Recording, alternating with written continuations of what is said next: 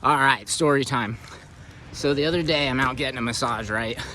My wife got me a massage for my birthday, and it's not something I normally do. It took me about 6 months to get around to actually getting it.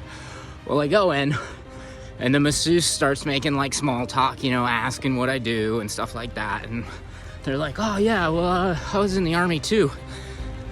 And over the course of the conversation, come to find out, they were a lieutenant colonel.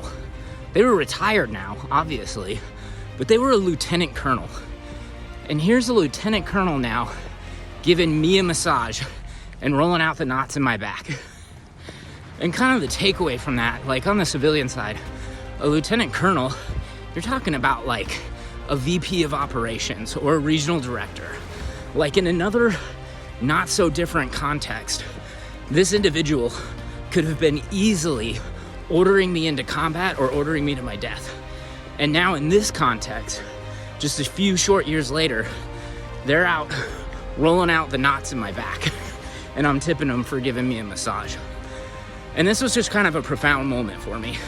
And it made me kind of realize that like these social hierarchies, chain of command structures, right?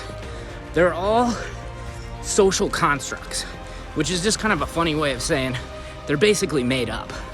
So if you're at your organization and you find you're at the bottom of the food chain, don't let people talk down to you, and don't self-select and let it hold you back in being who and what you know you to be.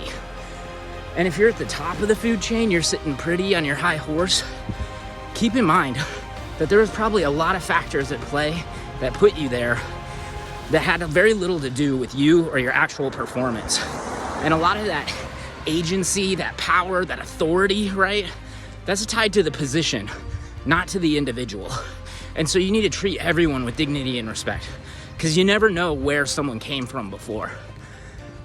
And just remember, we're all just one bad jump away and a medical discharge from being a greeter at Home Depot. So let's all work together and try and make this a better place and come at it with a little bit of humility. That's all I got for you guys. Radar out.